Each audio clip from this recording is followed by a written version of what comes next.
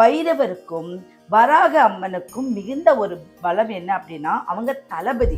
குழந்தை வரம் யாருக்கெல்லாம் இல்லையோ கண்டிப்பாக இவங்களை வேண்டுனா குழந்தை வரம் கிடைக்கும். வளர்பிறை பஞ்சமி திதியில நீங்க வழிபடும் போது பஞ்சமெல்லாம் பறந்து போகும். வராகி அம்மனை யாரெல்லாம் வச்சு வழிபடலாம்? ஒவ்வொரு வீட்டுல வச்சு வழிபடலாமா, இல்ல ஆலயத்துலதான் வச்சு வழிபடணுமா? அந்த அம்மன் பாக்குறதுக்கு தான் உக்ரமோ ஒழிய ரொம்ப மென்மையானவங்க. 100% கூட எந்த விதத்திலையும் நம்மளுக்கு அருள்பாலிக்காம இருக்கவே மாட்டாங்க. அரச மரத்துக்கு ஒரு விசேஷம் உண்டு. ஒரு அரச மரம் வைத்து அது மேல நீங்க விளக்கு போட்டீங்க அப்படின்னா அரசனை போல் வாழலாம். ஞாயிற்றுக்கிழமையில ஒரு தானம் பண்ணீங்க அப்படின்னா இவங்களுடைய பரிபூர்ண அருள். முகம் வேறு உடல் வேறா இருக்கிறதுனால 100%க்கு 200% இவங்களுக்கு பலம். இப்ப உங்களுக்கு எத்தனையோ சோஸ்திரம் இருக்கு, மந்திரம் இருக்கு. நான் சிம்பிளா சொல்றது என்ன தெரியுங்களா? ஓம் ஸ்ரீ வாராகி தேவியே நமக. ஸ்ரீஸ்தலம் வாராகி கஷேத்திரம் மகா கும்பாபிஷேக பெருவிழா அழைப்புதல். தமிழ்நாடு வேலூர் மாவட்டம் பள்ளிகொண்டா டோல்கேட் அருகில் ஸ்ரீ ராமாபுரம் சாலை துர்வாசிரமம் வளாகத்தில் அமைந்துள்ள 16 அடி ஸ்ரீ ஆதி வாராகிக்கு 6/7/2025 ஞாயிற்றுக்கிழமை காலை 9:30 மணிக்கு மேல் கும்பாபிஷேகம் நடைபெற உள்ளது. இப்பெருவிழாவில் தாங்களும் தங்களை இணைத்து அன்னையின் அருளால் பேரானந்தம் அடையுங்கள். கும்பாபிஷேக பெருவிழாவை முன்னிட்டு 1/7/2025 முதல் 8/7/2025 வரை தொடர் அன்னதான பிரசாத சேவை நடைபெறும். நமோ வாராகி. ஸ்ரீ வாராகி டிவி நேயர்களுக்கு வணக்கம். இந்த வருடம் 2025 ஆஷாட நவராத்திரியை முன்னிட்டு நம்ம வாராகி டிவியில் அடுத்த 10 நாட்களுக்கு தினமும் வாராகி அம்மனுக்கு சிறப்பு பூஜைகள் நடைபெற இருக்கு. அந்த வகையில் ஒவ்வொரு தினமும் ஒவ்வொரு நாளும் நம்ம கூட ஒரு சிறப்பு விருந்தினர் பங்கேற்க இருக்காங்க. அந்த வகையில் இன்னைக்கு நம்ம கூட பிரசன்ன ஜோதிடர் ஜெயம் ஜெயஸ்ரீ மேம் இணைச்சிருக்காங்க. ஸோ வாராகி அம்மன் வழிபாடு சம்பந்தமா நிறைய விஷயங்கள் உங்ககிட்ட கேட்டு தெரிஞ்சுக்க போறோம், பேசலாம். வணக்கம் மேம். வணக்கம்மா. ரொம்ப சந்தோஷம் மேம் நீங்க இன்னைக்கு வந்தது. இங்க வந்தது ரொம்ப நானும் பாக்கியமா நினைக்கிறேன். இந்த சிறப்பான ஒரு தருணத்தை நீங்க ஏற்படுத்தி கொடுத்ததுக்கு ரொம்ப சந்தோஷம். Thank you ma'am. ஆஷாட நவராத்திரியின் சிறப்புகள் பற்றியும் வாராகி அம்மன் வழிபாடு சம்பந்தமான விஷயங்கள் பற்றியும் நம்மளுடைய நேயர்களுக்காக பகிர்ந்துக்க முடியும். இப்போ வாராகி அம்மன் அப்படின்னு நம்ம சொல்றோம், சப்த கன்னியர்களை ஒருவர். இப்போ வித்தியாசமான உருவம் கொண்ட இப்ப நம்ம வாராகி அம்மனை தைரியத்திற்கு அதிபதியா நம்ம நினைக்கிறோம். ஒரு தைரியம் அப்படின்னா வாராகி அம்மன். எப்பவுமே ஒரு வித்தியாசமான ஒரு அமைப்பு இருந்தாவே அதுக்கு பவர் அதிகம். அப்ப வராகி அம்மன்னா யாரு? ஒரு சப்த கன்னியர்கள் 5ஆம் இடத்தை பிடித்தவர்கள். ஃபர்ஸ்ட் முழுசா அவங்கள பத்தி நம்ம வரலாறா தெரிஞ்சுக்கணும். 5ங்கிற கூடிய அம்சத்துல நம்ம சப்த மாதாக்கள் 7 பேரு, அதுல 5ஆம் இடத்து அதிபதி வாராகி அம்மன். ஃபர்ஸ்ட் இந்த வாராகி அம்மன் ஒரு அம்பிகையின் அருள் பெற்றவர்கள், ஒரு அம்பிகையோட அம்சம் இவங்க. இந்த அம்பிகை சண்ட முண்டர்கள் இருக்கக்கூடிய அரக்கர்களை அழிக்கிறதுக்காக அவருடைய அம்சத்திலிருந்து ஒரு 7 கன்னிமார்களை அவங்க சிறப்பா அமைச்சாங்க. அப்படி வராகி அம்மன் ஒரு அந்த அம்பிகையோடைய ஆசன வாய் இருக்கு இல்லைங்களா, அதுல இருந்துதான் பிறப்பெடுத்தாங்க. அது நம்ம தெரிஞ்சுக்க வேண்டியது. அப்போ அந்த பிஷ்டுகம்னு சொல்லுவாங்க அந்த இடத்துக்கு, அதுல இருந்து வரப்பட்டவங்க தான் வராகி அம்மன். பைரவருக்கும் வராக அம்மனுக்கும் மிகுந்த ஒரு பலம் என்ன அப்படின்னா, அவங்க தளபதி, வெற்றிக்கு அதிபதியா விளங்குறவங்க. இவங்க நீங்க வழிபடுறது என்ன சிறப்பு ஃபர்ஸ்ட் அப்படின்னா, இன்னைக்கு திருவாதிரை நட்சத்திரம். இந்த நாள் திருவாதிரை நட்சத்திரம். இந்த நட்சத்திரத்துல திரு என்றால் ஒரு விசேஷம். திருவாதிரை திருவோணம் நட்சத்திரத்துக்குள்ள ஒரு விசேஷம் உண்டு. அவதார புருஷங்க அவங்க எப்படி ஏதோ ஒரு விதத்துல ஜெயிச்சிருவாங்க. திரு என்ற நாமம் கொண்டவர்கள். ஓகே, வராகி அம்மனுடைய சிறப்பு சோழர்களுடைய குலதெய்வம். அப்ப சோழர்களுடைய கோயில்ல பாத்தீங்கன்னா எல்லாமே வராகி அம்மனை தான் அவங்க குலதெய்வமா வச்சிருப்பாங்க. அப்ப சோழ நாட்டுக்கு உடைய கோயில்களுக்கு நீங்க போகும்போது முதல்ல நீங்க பார்க்க வேண்டியது வராகி அம்மனை தான் பார்க்கணும். அதுல ரொம்ப விசேஷமானவர் பாத்தீங்கன்னா காசியில இருக்காங்க. காசில இருக்கக்கூடியதும் தஞ்சை பெரிய கோயில் இருக்கிறது தான் மிகவும் விசேஷமான ஒருத்தர். இவங்க எதுக்கெல்லாம் நம்ம வேணும்னா உடனடியா நம்மளுக்கு உடனடியே தீர்வு கிடைக்கும் அப்படின்னா, பிறப்புறுப்பும் ஆசனவாய்க்கும் நம்மளுக்கு ஒரு முக்கியத்துவம் இருக்கு இல்லையா? பெண்களுக்கு குழந்தை வரம் யாருக்கெல்லாம் இல்லையோ கண்டிப்பாக இவங்களை வேண்டுனா குழந்தை வரம் கிடைக்கும். இங்க இந்த திருவாதிரை நட்சத்திரத்துல இன்னைக்கு நான் பேசக்கூடிய இந்த கூட்டத்துல இங்க இருக்கிறவங்களுக்கு நிறைய பிரச்சனைகள் உள்ளடங்கி இருக்கு. இது ஒரு பிரசனமா நம்ம சொல்றோம். எப்படின்னா, குழந்தை வரம் வேண்டிட்டு இருக்காங்க. திருமணம் லேட்டா அமையுது. என்றால் திரும்ப திரும்ப ஒரு விஷயத்த செயல்படுத்திக்கிட்டு இருக்கீங்க. இங்க இருக்கக்கூடிய ஒரு விஷயங்கள் இந்த நாள் அப்படிங்கிறது. அப்ப இவங்களை நீங்க எப்படி, பஞ்சமி திதி தான் விசேஷம். இந்த வராகி அம்மனை வந்து பஞ்சமி திதியில, அதுவும் வளர்பிறை பஞ்சமி திதியில நீங்க வந்து வழிபடும் போது பஞ்சமெல்லாம் பறந்து போகும். ஒவ்வொரு திதிக்கும் ஒவ்வொரு விசேஷங்கள் உண்டு. இந்த விசேஷம் அப்படின்னா, வராகி அம்மன் வந்து பன்றி உருவம், யாரு, விஷ்ணுவுடைய அவதாரத்துல ஒருவரா இருக்காங்க. விஷ்ணுவுடைய அவதாரமே இவங்க தான் அப்படிங்கும்போது, அப்போ உங்க வீட்டுல ஏதாவது சண்டை சச்சரவு, உங்க வீட்டுல இருக்கக்கூடிய பிரச்சனைகள், தீராத நோய் தீராத நோய், அது வந்து வயிறு சம்பந்தப்பட்டது, நீர் சம்பந்தப்பட்டது, இதெல்லாம் இருக்கும்போது இவங்களை வேண்டி 1 டம்ளர் தண்ணி, அதுல வந்து நீங்க வந்து பச்சை கற்பூரம் கொஞ்சம் போட்டு, அதுல அருகம்புல்லோ இல்ல தர்ப்பப்புல்லோ போட்டு நீங்க ஒரு வேண்டுதல் வச்சுக்கோங்க.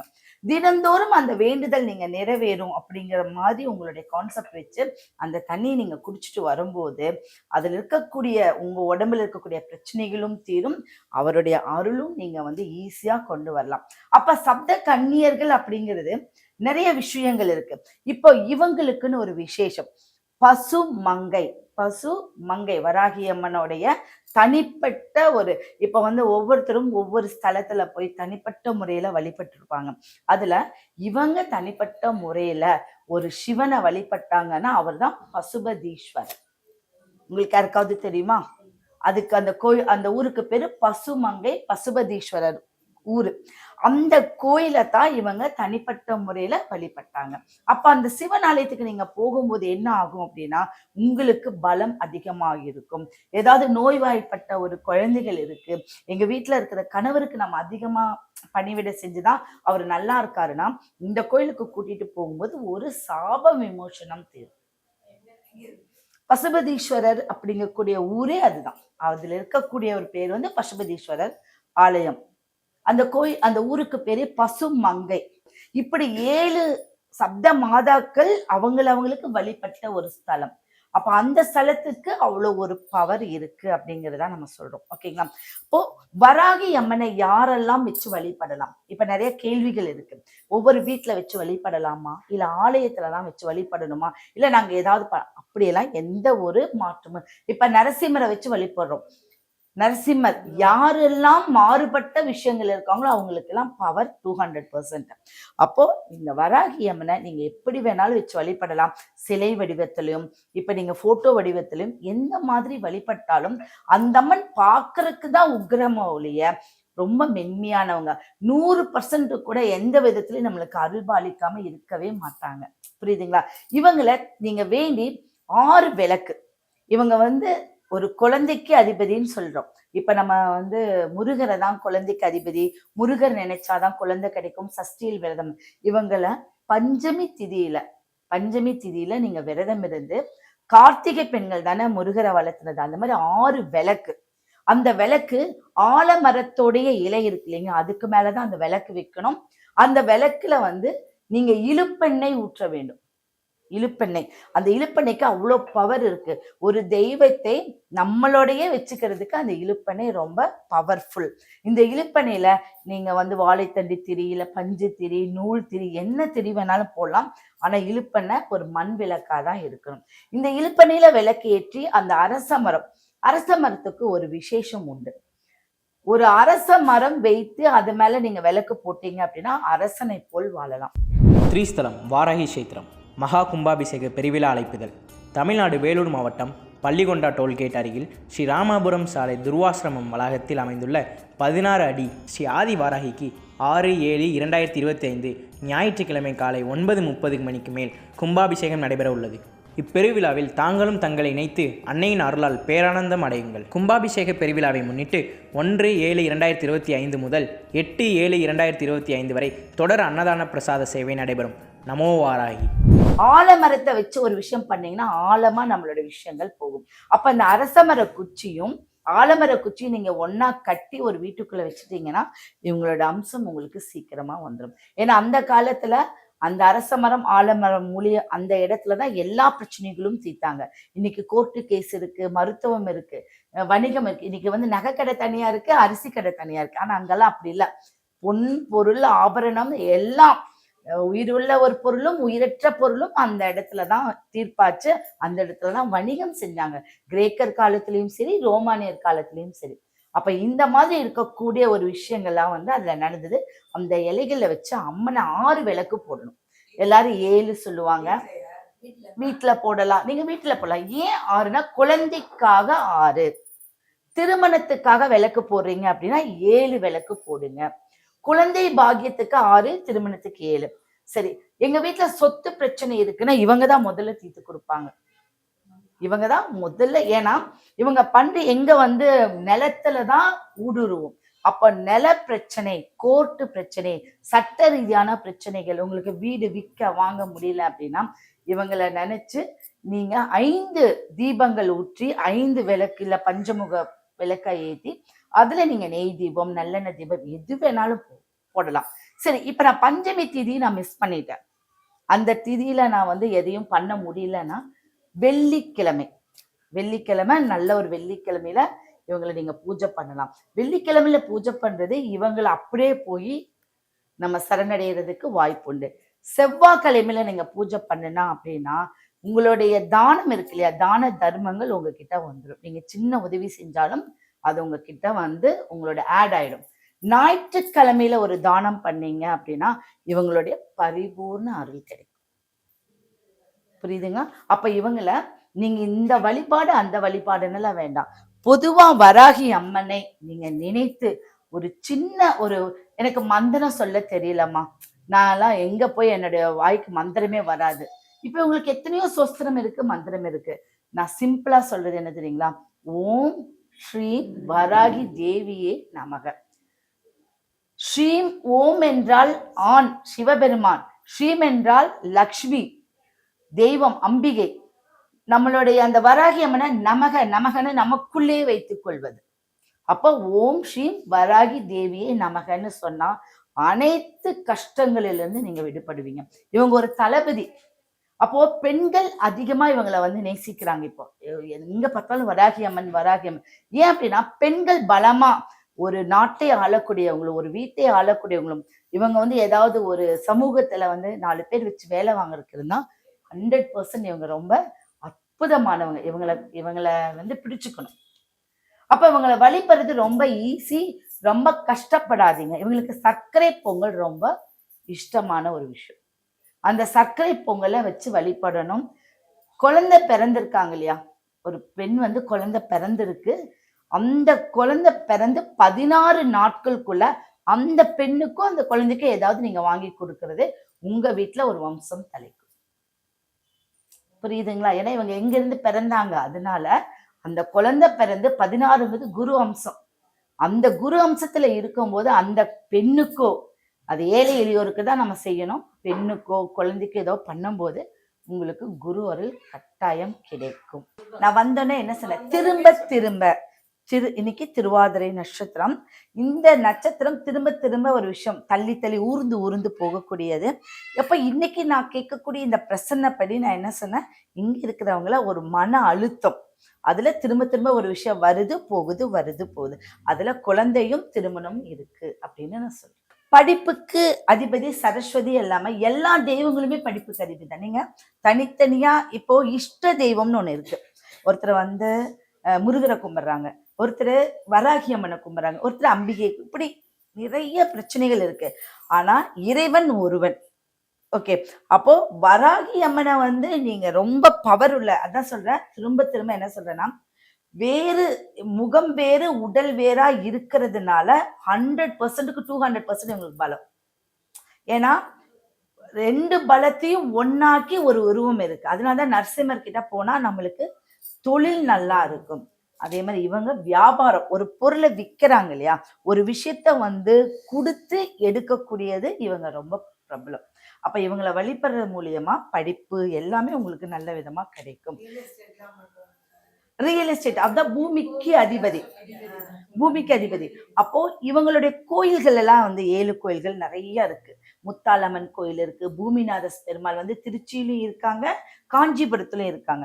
இவங்க கோயிலுக்கு நீங்க போகும்போது பூமி சம்பந்தப்பட்டது கேஸு, சட்ட சிக்கல், விக்கல வாங்கல, என்னுடைய எண்ணங்கள் நிறைவேறாம கைக்கு வந்தது வாய்க்கு எட்டலங்கும் போது இவங்களை நினைச்சு நீங்க அங்க போய் 5 வகையான ஃபுட்டு சாதங்கள் இதை வச்சு படைக்கும் போது உங்களுடைய பிரச்சனைகள் தீர்ந்துடும். ஆமா, நீங்க வாங்கி கூட அங்க வந்து நீங்க கொடுக்கலாம். ஓகே, ஹெல்த் இஷ்யூஸ் என்ன அப்படின்னா, இன்னைக்கு நீங்க கேட்குற நேரம் ஹெல்த் அப்படின்னா என்ன பண்ணாலுமே தீரல, ஆனா ஒண்ணுமே இல்லைங்கிறாங்க. டாக்டர் கிட்ட போனா என்ன இன்னைக்கு கேட்குற நேரம் இதுதான். நீங்க ஹெல்த் அப்படின்னு சொல்றீங்க, பர்டிகுலர் ஹெல்த் கிடையாது, என்ன பண்ணாலுமே எனக்கு எதுவும் இல்லைங்கிறாங்க. ஓகேவா? அப்ப இவங்க வயிற்றுக்கு கீழே இருக்கக்கூடிய பிரச்சனையா இருக்கும். வயிறு சார்ந்த வயிற்றுக்கு கீழே. அப்ப இந்த ஹெல்த் இஷ்யூக்கு வந்து இவங்களை நீங்க ப்ரே பண்ணுங்க. அரச மரம் இருக்கு இல்லையா, ஆலமரம் அரச மரம் 2ம் இருக்கு இல்லையா, அதுல நீங்க வந்து ஆலமரத்துடைய விழுது சின்னதா எடுத்துக்கலாம். இல்லாட்டி அதோடைய இலையை வச்சு நீங்க வந்து ஒரு தீபம் போட்டு, தினம்தோறும் தீபம் போட்டு பக்கத்துல ஒரு தண்ணி வச்சுக்கோங்க. அந்த தண்ணியில தான் உங்க ப்ரேயர் விழுகிற மாதிரி அந்த தண்ணியை குடிச்சிட்டு வாங்க. உங்களுக்கு என்ன பிரச்சனைங்கிறது 16 நாள் காமிச்சு கொடுத்துரும். அதுக்கு உண்டான ட்ரீட்மெண்ட் நீங்க பார்க்கலாம். இலைக்கு கீழே வச்சு அது மேல விளக்கு வைக்கணும். அது வைக்கிறது ரொம்ப விசேஷமான ஒரு விஷயம். நீங்க எத்தனை விளக்கு ஒரு விளக்கு அந்த பூஜைக்காக நீங்க வைக்கிறது. ஒரு ப்ரேயர் நம்ம பர்டிகுலர் ப்ரேயர் பண்றோம் அப்படின்னா அந்த ஒரு விளக்கு நீங்க வைக்கலாம். என்னங்கம்மா? ஆமா, இப்ப நீங்க கேக்குறது கர்ப்பப்பை வயிறு சம்பந்தப்பட்ட பிரச்சனையில இருக்கீங்களாமா? அதான் என்னன்னே தெரியாம மாறி மாறி இருக்கு. இப்போ இவங்களை நீங்க கும்பிடுங்க, இவங்களோட அனுகிரகம் கண்டிப்பா கிடைக்கும். நீங்க ராகு இருக்கு இல்லையா, ராகு வேலையில இவங்களை வழிபடுறப்போ ராகு தான் முதுகு தண்டு வரும், ஒன்னா நிக்க முடியல, இல்லாட்டி நீர் கோத்துக்குது. இப்படி ஒவ்வொரு விஷயத்துக்கு ராகு வேலையில இவங்களை நினைச்சு நீங்க ப்ரே பண்ணுங்க. இப்ப ப்ரேயர்னா நம்ம விழுந்து விழுந்து கும்பிட்டு நம்ம பட்டை போடணும்னு அவசியம் இல்லை. மனசார நினைச்சு இவங்களை நீங்க கும்பிடுங்க. உங்களுக்கு சீக்கிரம் உங்களுடைய பிரச்சனைக்கு ஒரு விடுவு கிடைக்கும். உலகத்துல பிரார்த்தனைகள்ங்கிறது நிறைய இருக்கு. மனுஷனுக்கு வந்து ஒரு தீர்வில்லாத விஷயம் என்ன அப்படின்னா கஷ்டம். இதுக்கு வந்து நம்ம ஒரு தீர்வே கொடுக்கறதுக்கு இல்லை, என்ன வேணாலும் நீங்க பண்ணலாம். Okay ma'am. வராகி அம்மனை வழிபடுறவங்க அவங்களுக்கு தெரியாமலே ஒரு சில தவறுகள்லாம் பண்ணிட்டு இருப்பாங்க. அதனால கூட அவங்க வேண்டுதல் வந்து தள்ளி தள்ளி போகலாம். என்ன தவறு பண்றோம்னு தெரியாமே பண்ணியிருப்பாங்க. ஸோ அந்த மாதிரி ஏதாவது தவறுகள் இந்த விஷயத்தெல்லாம் பண்ணிடக்கூடாது அப்படின்னு ஏதாவது இருக்கா? இப்போ அம்மன்களை வந்து ஓம் சக்திக்கு நம்ம வந்து பீரியட்ஸ் ஆனாலும் போகலாம் அப்படிங்கிற ஒரு கருத்து இருக்கு அம்மன்களுக்கு இல்லையா. ஆனா வராகி அம்மனுக்கு அப்படிலாம் கிடையாது. சரிங்களா? அவங்க ரொம்ப பரிசுத்தமான ஒரு வீரமங்கை. உடனே ஷார்ட் டெம்பர் ஆகுவாங்க. அப்ப வீரமங்கை அவங்களுக்கு ரொம்ப சுத்தமா இருக்கணும் அப்படிங்கிறது தான் ரொம்ப முக்கியமான விஷயம். அப்ப நீங்க நம்ம வீட்டுல எல்லா பெண்கள் இருக்கோம், நம்ம அது இயற்கை, அந்த இயற்கையை இவங்களை கொஞ்சம் தள்ளி வச்சு பண்ணும்போது உங்களுக்கு எந்த பாவமும் உங்களைய வந்து அண்டாது. பக்கத்துல நெருங்காம நீங்க பாத்துக்கணும் அப்படிங்கிறது தான். என்னங்க? விரலி மஞ்சள், சுமங்கலி பாக்கியம். விரலி மஞ்சள் அந்த காலத்துல குண்டு மஞ்சள தாலி கட்டல, விரலி மஞ்சளை தான் தாலி கட்டினாங்க. அந்த விரலி மஞ்சள் எப்பவுமே இப்படி சும்மா இருக்காது, ஒரு சின்ன ஒரு கிளையோடு தான் இருக்கும். அப்ப என்னன்னா வம்சத்தை விளைவிக்கக்கூடியது, ஒன்னோடு ஒண்ணு சேர்க்கக்கூடியது. அப்ப இந்த விரலி மஞ்சளை ஒரு மஞ்சள் சரடு கட்டி கொடுக்கும்போது அது வந்து திருமங்கலத்துக்கு ஓகே, திருமண தடை கண்டிப்பா நீங்கிடும். ஸ்ரீஸ்தலம் வாராகி கஷேத்திரம் மகா கும்பாபிஷேக பெருவிழா அழைப்புதல். தமிழ்நாடு வேலூர் மாவட்டம் பள்ளிகொண்டா டோல்கேட் அருகில் ஸ்ரீ ராமாபுரம் சாலை துர்வாசிரமம் வளாகத்தில் அமைந்துள்ள 16 அடி ஸ்ரீ ஆதி வாராகிக்கு 6/7/2025 ஞாயிற்றுக்கிழமை காலை 9:30 மணிக்கு மேல் கும்பாபிஷேகம் நடைபெற உள்ளது. இப்பெருவிழாவில் தாங்களும் தங்களை இணைத்து அன்னையின் அருளால் பேரானந்தம் அடையுங்கள். கும்பாபிஷேக பெருவிழாவை முன்னிட்டு 1/7/2025 முதல் 8/7/2025 வரை தொடர் அன்னதான பிரசாத சேவை நடைபெறும். நமோ வாராகி.